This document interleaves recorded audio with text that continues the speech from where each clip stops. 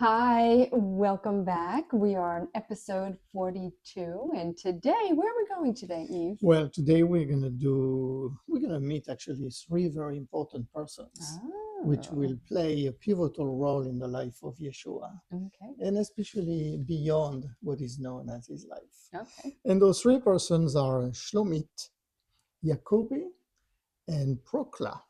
Whew, interesting names. Yes, Okay. those are all local names. Yeah. Mhm.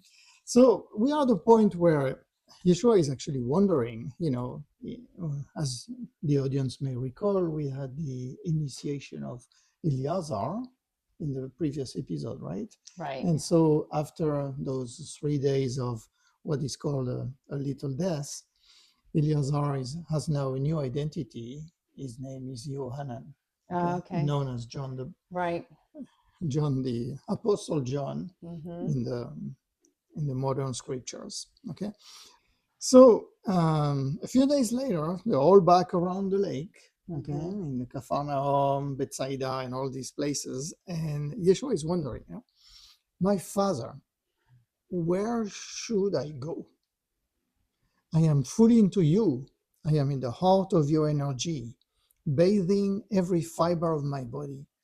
But tell me, where should I go? He's wondering, what he should be doing. Yeah. Is that what happens to all of us? Okay, so here I Yes. am. What do I need to be doing Yeah. here, God? It was just a week ago that they were all back from Bethany, near Jerusalem, and already all the crowds of the small villages are gathering around Yeshua. It didn't take long. No. And it seems that the absence of Yeshua is actually acting as a spiritual catalyst. Now people are perhaps more motivated to see him and to follow his teachings, So what was Yeshua going to do? It was out of question that Yeshua would lead these carries against the Romans. He doesn't want to be part of that group, Right. These carries being the rebels who are not accepting the Roman invasion.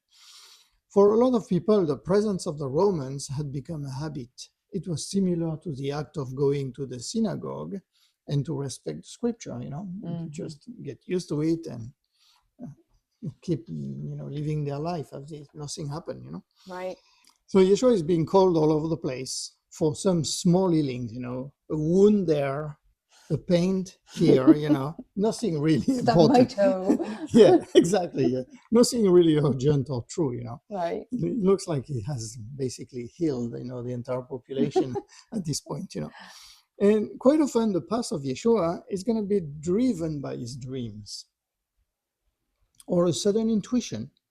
And he feels like he's a sailor, adjusting the sails of his boat according to the changes of the wind. That's how he lives his life here. This is why he was pushed to meet two women who will play an important role in the life of the community of disciples. Of course, the scriptures are barely mentioning them since they are women. Right. Yeah. So one is Shlomit, and she's known in the Western world as Mary Salome. Okay. And the other one is Yacouba, and she's known as Mary Jacoby. Okay. And Shlomit is the wife of Zebedee, who is a fisherman in Bethsaida. And Yacouba is the wife of Shalfi, who is a wealthy farmer of the area also around the lake. And interestingly enough, Yeshua had seen their face during his meditation and knew that the souls of these two women were ripe for their harvesting. Yeah. So they were ready. They were ready. They were. Yes. They had the energy. And both Shlomit and Yacouba are frustrated with their lives, and they were seeking something else in their heart and their souls. And what brought them to Yeshua was one of his comments and teachings. One day he said, "No weed, no flower can grow on the path taken by a lot of people. You have to take the shortcuts in the mountains or through the mountains." Shortcuts through the mountains. Yeah. And both Shlomit and Yacouba are living in the fear of wasting their lives. a fear which are actually shared by a lot of human beings, unable to make the necessary changes or afraid to make the Like changes. they're feeling it, they know it. Yeah, but they it know just- that something has to happen, but okay, they have a family, they may have a job, they have responsibilities, like mortgages. today. Yes, Yeah, exactly. right, today. And so you're kind of a prisoner of that, Yeah. You cannot really follow your intuition or the call of your souls. Right. Yeah. But Zebedee and Shalfi, the two husbands, were intelligent enough to understand their spouses, and they let them join the ranks of Yeshua's disciples. That's good. So maybe they were At least they intelligent. had- Maybe they were just happy to get rid of them. Who knows? Oh my gosh. Anyway,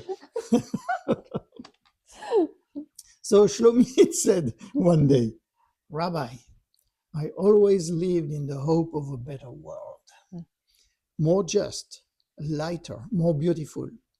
I prayed a lot, and I realized that the more I let my spirit grow, the more the material is rebelling against me.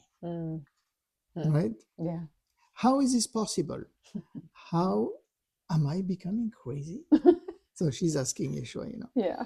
And Yeshua, who was teaching, a big crowd, probably 100 and more people, came very close to her and he said, little sister, listen to this. You know that we do not live a unique life in this world. You know that our soul comes back to learn and learn more. There is a moment in the circle of reincarnations that we have to break. Once the choice of spirit has been done, the realm of matter, the material, decides to give us plenty of challenges and obstacles, right? Nothing's changed. Yes. And these challenges augment when you are asked to respect the material and not create a cleavage between matter and spirit. It comes a time when matter does everything it can to stop you on the path to spirit, on your path to unity. Shlomit, I'm telling you, be stronger than the call of the material. On the contrary, you have to respect the matter because its role is to push the limits of your will, the limits of your resilience, and the limits of the intelligence of your heart in order to make you grow. That's why we have the contrast. Yes. Right. Yeah. And I think, those teachings are still So today, obvious. So you could just say this today and be like, oh, yeah, exactly. Yeah. So Shlomit said, so Rabbi, you agree that matter serves the darkness since it tries to exhaust our strength and will? And Yeshua responds, but what is the darkness, my friends? Is it the enemy or the obstacle? If it is an enemy, you feel compelled to fight it. If it is an obstacle, you will simply go around it and grow, continue. So matter, which weighs on our existence, is like the yeast of our soul. Its purpose is to push us into an ultimate let go, which will lead us to the threshold of the kingdom of the spirit. Surrender. Yeah. So in the harbor of Capharnaum, a big rumor grows in the crowd, I guess what he has been teaching is resonating for a lot of people. And Yeshua once again was rocking their way of thinking, in front of the challenges of their lives. Yeah. So one man, Peter, raised his hand and he said, Master, and the Romans, should we understand that they work for our soul? And this question is actually drawing an immediately an overall attention among the crowd, And even a few Romans started looking in the direction of Yeshua, hearing that. Sadducees, who were, always on the side, became more focused. And even a centurion on his horse got closer. The horse stopped. Yeah, they probably want to have an opinion. What does this tall rabbi in white what's he going to say? thinking? And Yeshua goes, the Romans are men among other men. They are not working for the souls of who you are. The Romans do not know it more than you do, but in truth, they are similar to a powerful wind sent by the intelligence of the Eternal to test the resilience of your hearts. Mm-hmm. If you use hatred and blood, then you will be fostering the darkness while trying to resist them. These soldiers that you are accusing of all your troubles have a family somewhere, and most of them would prefer to be with their family. I guess he's humanizing them, right? Of course, Mm-hmm. that's the proper way to do it. Yeah. Mm-hmm. I'm asking you, have you tried meeting their eyes without compromission, without bartering, without corruption? Have you tried meeting the human who, like you, is asking and is afraid? This is what you should be doing. And Peter goes, well, you're asking a lot, Rabbi. And Yeshua goes, it is always what I have done and will do. The kingdom of my Father cannot be entered if you're not fully committed. Well, yeah. Unconditional love, right? Yes. Mm-hmm. And unconditional Understanding will. what their purpose is, the Romans' purpose here Mm-hmm. was for them. And so they have to, you really can't hate them because they came here to teach. They came here to teach. Mm-hmm. They came here to stay. Mm-hmm. And somehow they are not changing so much your life, you know. Right. I mean, there are a few taxes. Right. But beside that, you know, Mm-hmm. they leave you pretty much in peace. So a few people are leaving the place, you know, while most of the audience remains petrified. And at that point, I wonder why. salt starts pouring from the hands of Yeshua again. Uh-huh. And he starts distributing it around him, you know. Mm-hmm. And the Sadducees and the Romans, who were following the dialogue, you know, they do not know what to do with that salt. They are not used to see the salt, you know, coming out of his hands. And they did not realize how charged with love that salt was. They should have used it. And it really is today, too. I mean, salt, some people carry salt in little pouches, Yes. you know. Mm-hmm. So it's today.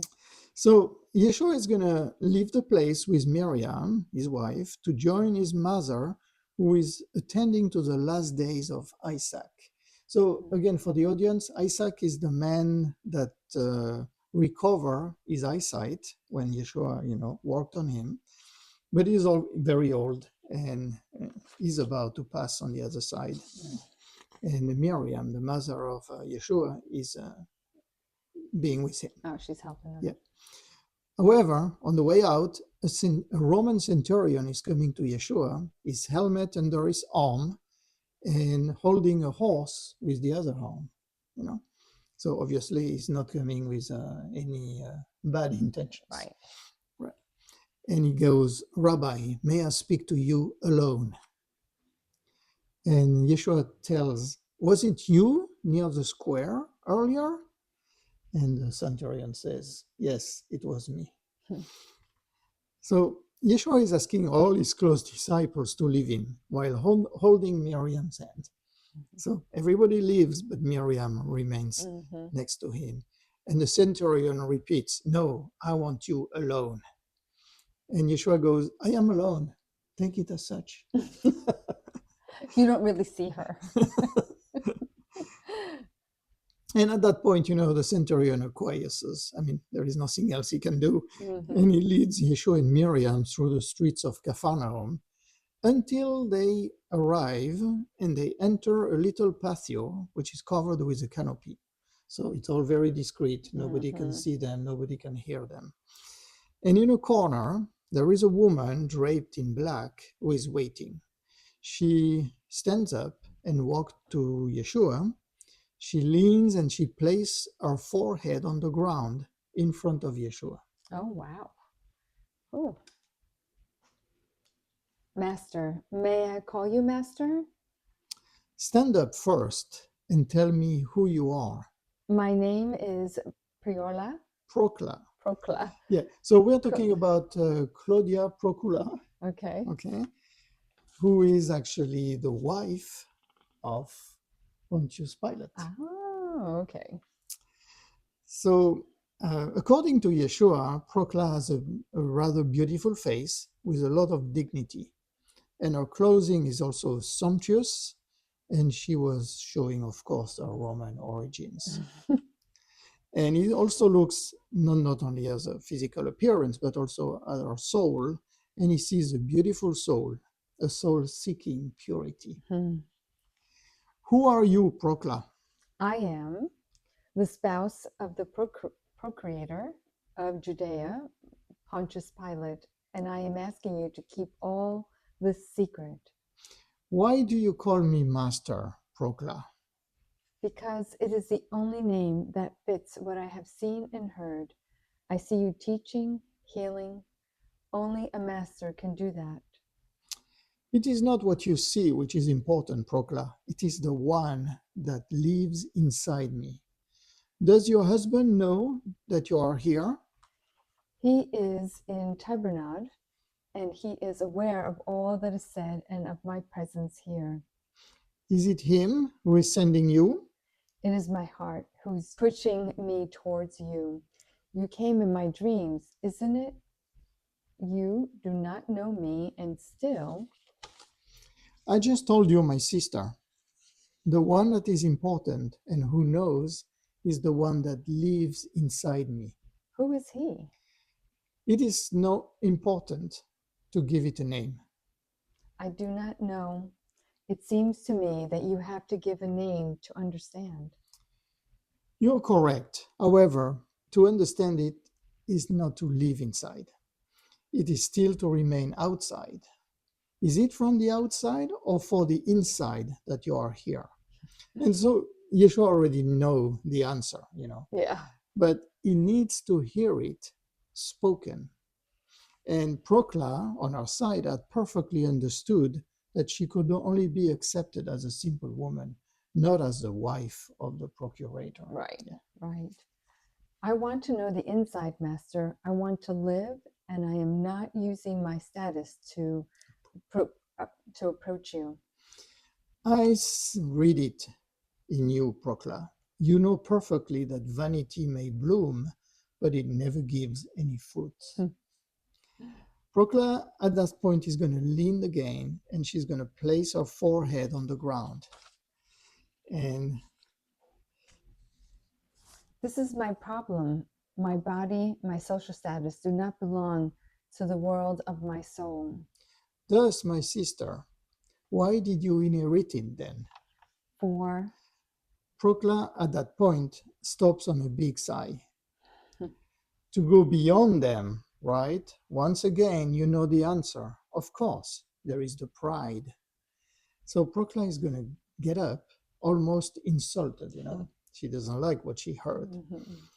And Yeshua goes, this is exactly what I'm saying, Procla. Please drop all this if you are touched by my words, because you're touching me, Procla.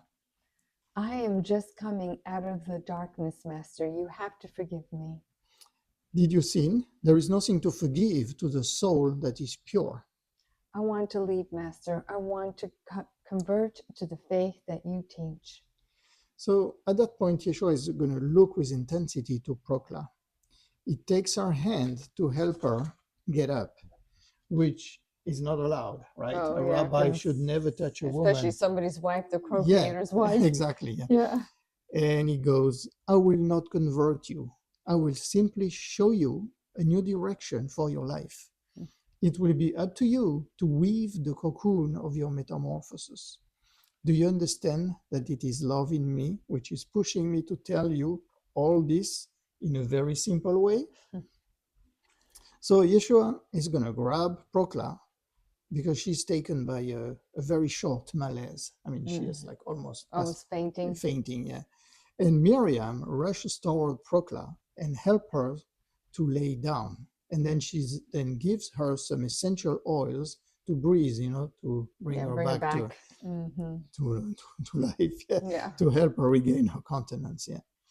So in fact, In fact, Yeshua had called that malaise. He's the one who created that malaise Yeah. to allow Procla's soul to exit her body for a brief instant. Okay. When she fainted, her soul left her body. Okay. And at that point, he was placing in her a seal of her commitment to get transformed. Oh, wow. And so Myriam is holding and hugging Procla. And that meeting with Claudia Procula had never been told, and of course, because nobody was present, right? Yeah. Just Yeshua Nobody and was Myriam. able to put it in the book. Yes. And nothing has ever transpired about it. But I think it's important that the audience, realize that memories of nature were able to capture that, Right. and were able to retranscribe, the dialogue and the Right. exchange they had. Mm-hmm. Yeah. And leaving the home of Procla, Yeshua meets again the centurion. He was outside, waiting for them. And the two men exchange a smile, which may be a seed of a complicity. And after a while, Myriam asked, Rabboni, tell me, why did you want me to stay with you? This woman wanted to see you alone. Dragging me in here. And Yeshua goes and responds to her, because my soul has seen the importance for you to meet Procla. This woman could one day walk by your side. So, although the book doesn't cover that, I'm going to give a brief information about what will happen in the future after the disappearance of Yeshua from the public place. His wife, Mary Magdalene, and Procla, and Shlomit, and Jacoby will go to France. Oh, They will land on the Sainte Marie de la Mer, the famous place. Yes. And Claudius Procula will teach and will spread the teachings of Yeshua all the way to the city of Lugdunum, which is the current city of Lyon in France, following the river, the Rhone River. She will walk north and she will go all the way to Lugdunum. Wow. So we're not going to cover that. No, there's no. No, because it's not part of the life of Okay. Yeshua. Yeah. All right. Interesting. Wonderful. But I think it's important to know, and this is why Yeshua wanted Claudia to meet Myriam. Because he knew. He knew. Yeah. She was going to need her. They were going to need each other. Yes. Yeah. Wonderful. Well, thank you. And thank you so much for joining us, and we'll see you next time.